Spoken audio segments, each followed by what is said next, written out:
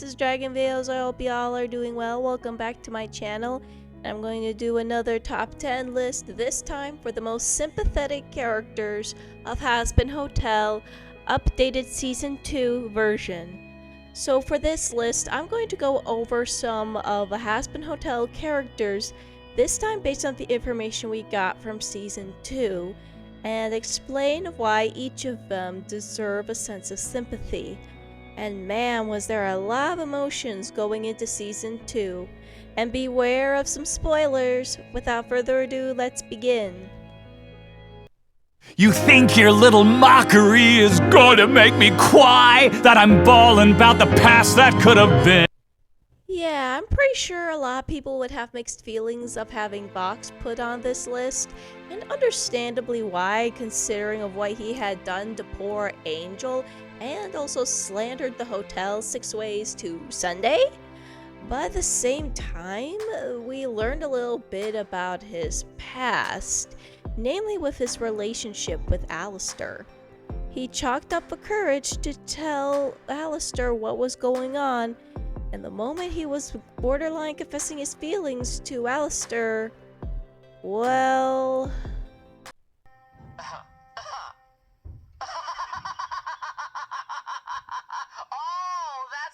you're serious? Oh, come now, Vox. I knew you. Okay, we can all agree here that this time, most of the events in Season 2 was Alistair's fault. I mean, he could have been a little nicer about how to decline Vox's offer without getting so dangerous about it, but no, he had to break the TV man's heart. And I mean, you do feel kind of bad for him to get rejected like that. No one likes being laughed at when they've finally found the courage to confess their feelings. But make no mistake, I also feel like in Season 3, we're gonna find ourselves sympathizing him more down the line. Right now, he's just really high up on this list compared to the other candidates that are suffering more pain than he does.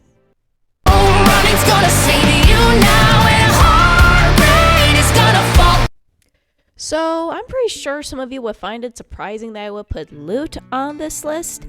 Granted, I'm not dismissing the fact that she did equally horrible stuff, but at the same time, there are some things you do feel a little bit bad about.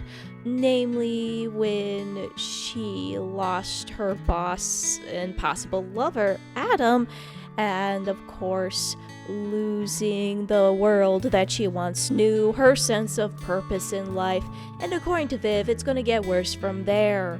But again, since she hurt Vaggie in the worst ways possible, even cooperating with Adam in terms of sabotaging the hotel, it is why she's put onto the number 9 spot, especially after she tried to sabotage Hear My Hope.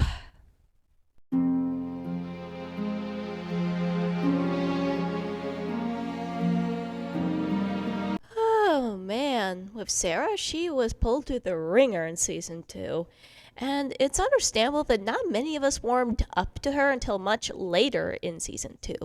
Part of it is mostly because we learned that she was the reason why the extermination happened in the first place. She allowed the extermination, which was technically Adam's idea, to happen in hopes that it could control Hell's supposed uprising. While the story isn't fully clear of what's going on, you do feel a bit bad about her political situation. She's supposed to protect everyone. She's supposed to make sure she can tell the difference between the righteous and the wicked, as she says in the show.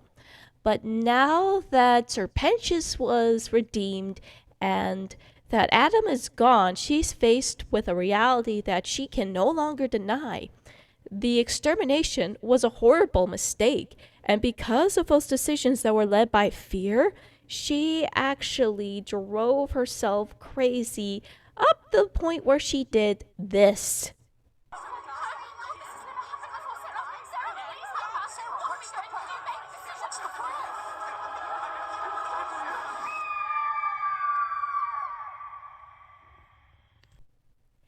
Even the meltdown she had before Live to Live was painful to watch. Even when she tried to remain strong throughout the majority of the show, you can tell she's just ready to crumble, ready to cry her eyes out. Just let herself breathe because she's been doing this for centuries, and it's finally taking a toll on her mentally and physically.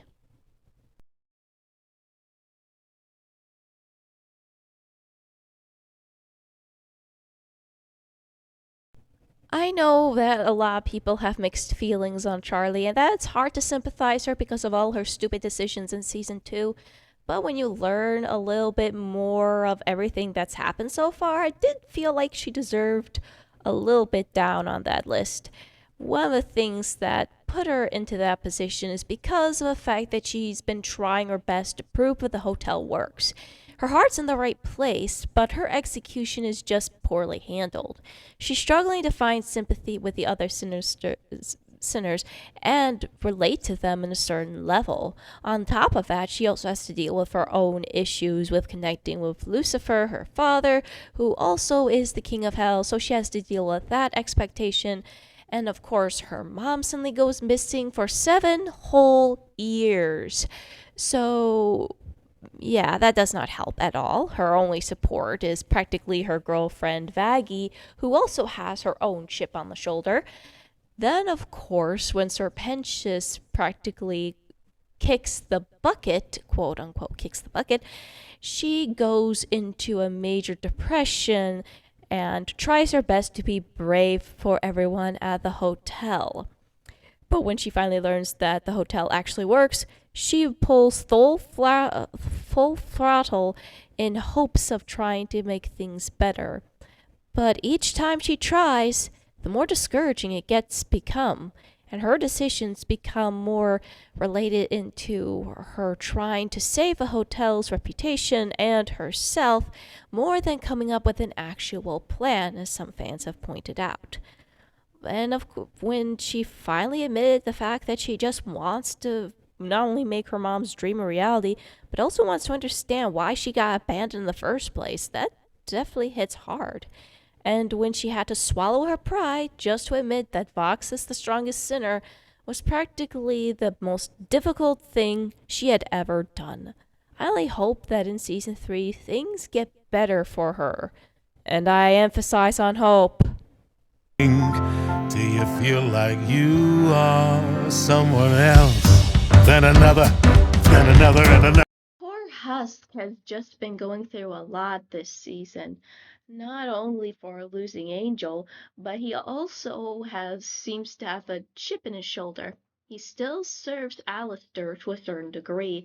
We're not sure of how he's going to break free of his conditions under Alistair, but as far as we know, he's just having to deal with a lot. In episode 3, things were not going so well for him when he has to be tied up to the tracks, having to endure humiliations galore, fall out with Angel, and when he's just about to make things up with him again, Alistair gets taken, the hotel's smear campaign just got worse, and then when Angel is being kidnapped, it doesn't exactly help that now his heart is aching once again with Angel leaving the hotel and going back to Valentino. My lord, just when he finally felt happy in episode 6, it just once again was prone to another devastating blow.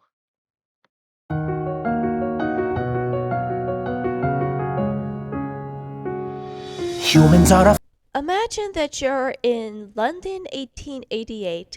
You're a regular run-of-the-mill inventor who is tinkering away and then comes upon a witness scene of 5 young girls being murdered.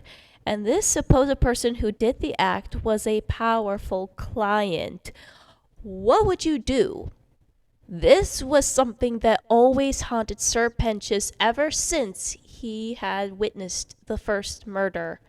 He was just a sweet, lovable guy, and while he didn't make any friends, he enjoyed his inventing a lot. And of course, like he said, he was a hermit of sorts. So I'd say that his situation was pretty understandable. Would he have found a better way to take this guy on and bring him to justice? Maybe. But in reality, this was a very difficult situation he was tossed into, and he regretted not taking action. But again, what could he have done to save himself and further victims? Th- uh, Honestly, I didn't feel like he deserved to go to hell after all that. I mean, he was one of those characters that deserved better. And for season one, we weren't exactly introduced to him well enough, and we thought that he was just a goofy guy who somehow tried to be big and tough at the living world as he was in hell. But now, learning about his past, that definitely whistles a different tune. And I do hope that he finally finds happiness in heaven. That's all I could definitely say. It is expected, an oath by blood to hold the tone. Maggie had been put through a hard time in season one, having to deal with the skeletons of her past, having her skeletons ripped to exposure thanks to Adam, and on top of that, having to deal with blackmail and almost left for dead when she tried to do the right thing. Now, in season two, we definitely learn a little bit more about her trauma through a series of flashbacks, showing that she was actually abused long before she met Charlie. And it definitely raises a lot of questions about Adam's character in general.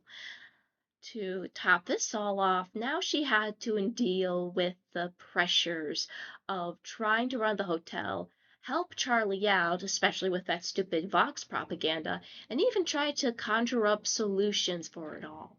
I mean, even at the end of season two, you do feel really bad for her when she concocted a plan that almost worked to a T, if not for Velvet's intervention and Vox actually using his hypnotic powers. But it doesn't change the fact that Maggie has been through a lot, even going as far as trying to change her name just so she could have an identity for herself. So she definitely deserved a little bit more respect on this list. Hear my hope, let it echo in every soul. I've decided to add Emily on this list because she definitely has been hit hard with the reality of the exorcist, or technically speaking, the extermination in general. She had just recently learned all of this, and that Sarah had kept it from her, which it can be a little bit understandable, though I would like to know Sarah's reason why that is. Then, of course, she's trying everything in her power not only to comfort Serpentius, but trying to make things right with heaven. The problem is that hell doesn't want to listen at the moment, and poor Emily tries everything in her power. And towards the end of the season two, she lost her wing and had to get a new amputation, and of course nearly died when all of that was happening. So yeah, it would make pretty much sense of why she deserves a good amount of sympathy points on this list. She's only had a short amount of screen time, but has been already going through a boatload of trauma. Charlie! You don't understand. Heaven never listens. They didn't listen to me. Just seeing the sorrow in Lucifer in season one was bad enough, but in season two, he really has suffered, or at least have another heaping of suffering. We soon learn that he has a certain condition to his punishment, is that he cannot smite other sinners, which I'm pretty sure has backfired in the worst way possible by episode 5. He tries to, as he said, daddy up and face down Vox and intimidate him to stop the propaganda. However, Vox, being one step ahead of Lucifer, not only taunts him but publicly humiliates him in the worst way possible, even making fun of Lilith, his wife. And not only this heartbreaking, but then he becomes a tool later on down the line in episode 7.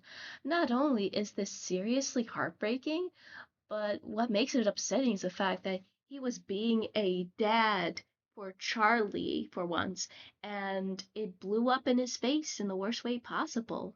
Now he was dealt with the emotional pain of never having an apology from Charlie and feeling like he's just going to keep messing things up over and over again, the same way he did with Heaven. And that's a very heavy thing to think about.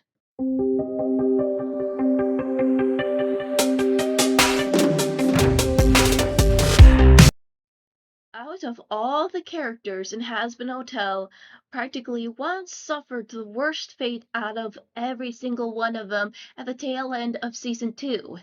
Angel Dust fans, if you've seen the Curtain Call one, y'all will know what I'm talking about. Prepare for your tissues and prepare for your snacks, because I'm talking about Angel. He is the #1 most sympathetic character in Hazbin Hotel. So one of the things that make him so sympathetic is the fact that while Charlie had Lucifer and Baggy, and they all had something, the other characters at least had something that makes him a little sympathetic, he has been through so much and has little support and comfort as of right now. Even though what he's been through for season 1 has been bad enough, season 3 is probably going to be a gut puncher, but season 2 practically destroyed a lot of people when we learned that he's killed his father and when he was alive, most likely from hitting or being practically abused by his father the same way Crimson had abused Moxie, as well as the fact that poor Angel, when he finally died, he actually had to go through another different kind of hell. This one in the form of Valentino, where he was practically used as a toy. Now in season 2, even when he finally found comfort in Husk and the hotel, and finally ready to open his feelings, he could not catch a break. He was practically humiliated in episode 3, and when things were finally looking up for him in episode 6, at the tail end, Fox reveals to him that Angel was the stew pigeon for Vox this entire time. Though, to be fair, for poor Angel, it was not very willing. And to top it all off, Angel felt like he had to go back to Valentino because he felt like a threat to the hotel after everything that has happened. Honestly, I feel like I want to sit down and talk to Angel and let him know that what had happened up to this point was not his fault. It just feels like whatever shimmering hope he's ever been given in his life, both in Earth and in Hell, he's always cheated out of it. He can't control some of the circumstances of how he was born, but he does need to learn of how to take his control over his life once again. I just only hope that in season 3 he finally gets the ending that he's deserved, because he was a loyal friend and wanted nothing more than to protect everyone, even when Valentino was now in power. And this is why he deserves the #1 spot. So what do you guys think? Who do you feel is the most sympathetic Hazbin Hotel character on this list? Or do you feel like there's some that should be positioned differently? Do a like and subscribe. This is Dragon Videos, signing off.